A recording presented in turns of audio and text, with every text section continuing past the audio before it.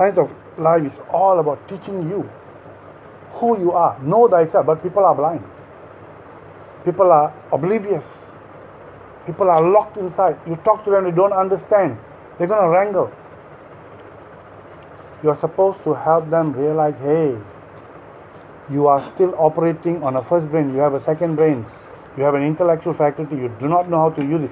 You do not understand this. And because of this, you have all these limitations. But you don't even know you don't know.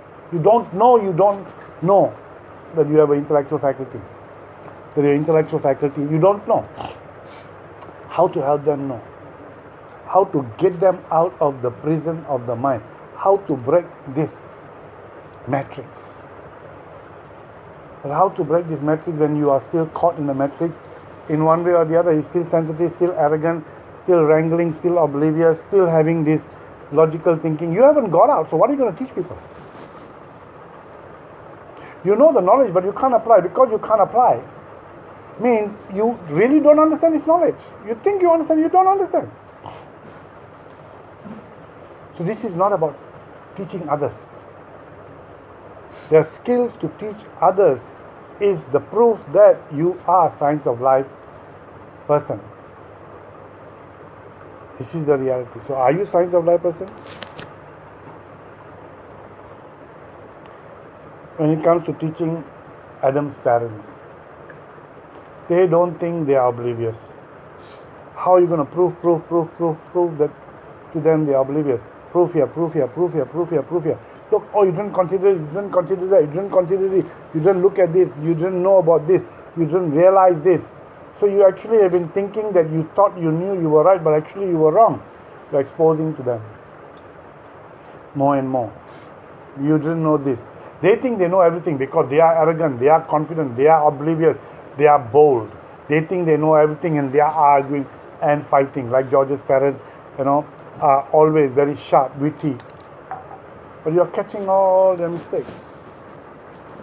You didn't consider this, you didn't consider, did you check this, did you check that? You're checking all of them, and suddenly they are taken aback. Hey, I never thought about this General Dyer.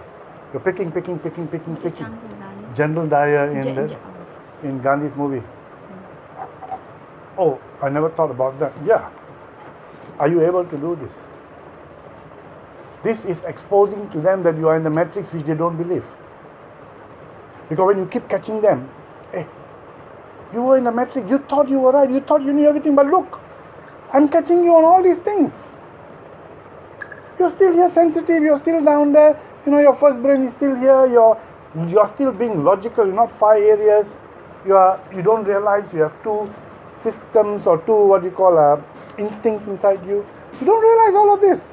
And then you are behaving, and yet how can you be so confident to think you are right?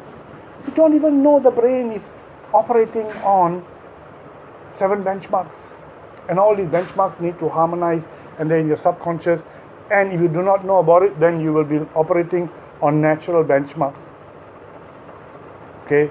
And your natural benchmarks are having everything which is only here and now, time, space. You don't know this. Do you understand that? How are you to help somebody see they are oblivious if you are still oblivious? So if you cannot teach because you are still locked in that particular area, you are still sensitive. So how can you tell somebody obliviousness means not to be sensitive?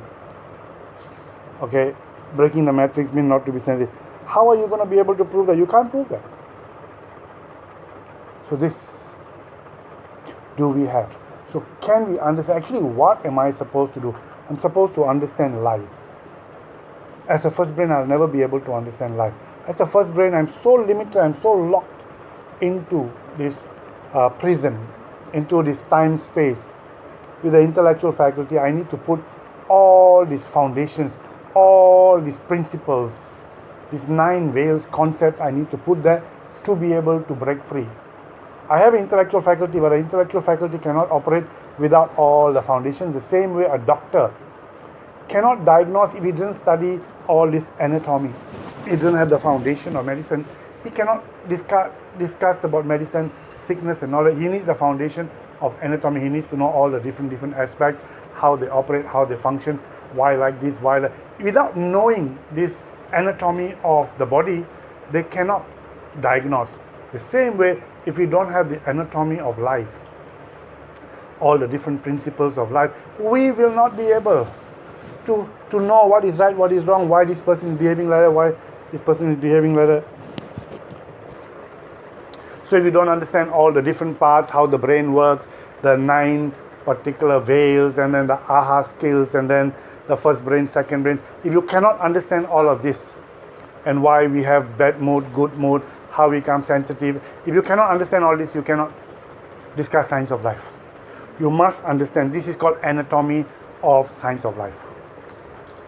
So what we have been discussing, what we are trying to discuss now is anatomy. What we have been studying in the last few days is really chopping each other's behavior, so that now when we study anatomy, you saw this was the reason, this reason, we can start to go back. So we need to have these foundations. Without these foundations, people cannot understand about human being, life. And that's the reason why people cannot understand about life, because they don't have anatomy of life.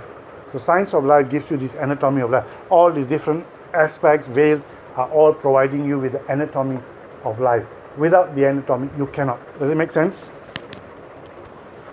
Oh, this is the reason why a person, because his brain is stuck into 2 instincts, because he's got 2 instincts, that's why he's behaving like this.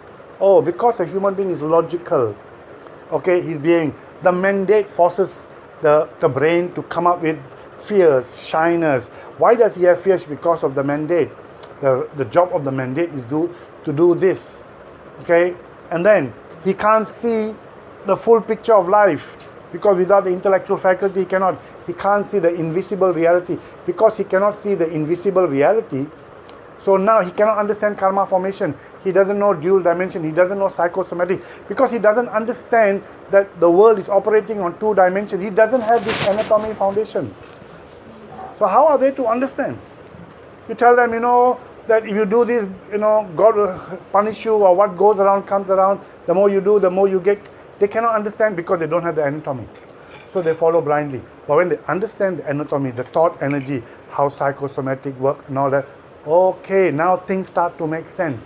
So what you are studying now is the anatomy of science of life. As you understand the anatomy of life, oh, this is life because of this, because of this, because of this, because like Nandes. Oh, this is how it's connected. This is why a person behaves like that. This is why a person behaves like that. Now I can see the signs. Now I can understand, okay, the difference between this and that. Okay, sometimes we talk about, are you serving God? Are you serving humanity? Because what is this connected to? What is your ultimate goal? Is your ultimate goal in your subconscious what your benchmark? Is your benchmark to serve God? Is your benchmark to serve your name? So if you don't change this benchmark, if you don't take out these roots, okay, then it's not. You're only trimming the tree. You're not taking out the roots. The roots are still there. Everything is based on this. This is why you have to study about benchmark. Why benchmarks are very important. If the benchmark is wrong, everything crashes. Okay, but because of the benchmark, so also a person is logical. But because the mandate is there, how this is interconnected. So things start to make sense. Okay. So now when you study all of this, you're studying this to understand life. You cannot study this and forget. If you study all these 9 veils and forget, it does not work. These 9 veils must be at your fingertips. Oh. That's why. Why? Because of this veil, because of that veil, because of this connection, because of that connection. That's why it's like this. That's why it must become clear. It must be certitude. It must make sense. Once it starts to make sense, now you understand science of life. Now when you teach science of life, or when you are explaining or helping or guiding or encouraging, things start to make sense because you see a picture. So I'm asking, do you see a picture? If you see a picture, you understand all of the parts. If you don't see a picture, then you don't understand the parts. You know all the different information, but you do not know how it's connected. And because you do not know how it's connected, you become your name is affected, you become sensitive, you become defensive. Sensitive, defensive, what is this? First brain. But we can't see, this is first brain, because we don't understand. How can somebody break free from sensitivity and all that? Why does the brain, we don't understand all of this. So when we do not understand all of this, we don't see a picture. If we don't see a picture, then we cannot teach. You must know anatomy. You must know all the different parts. You must understand life, how all of this is connected.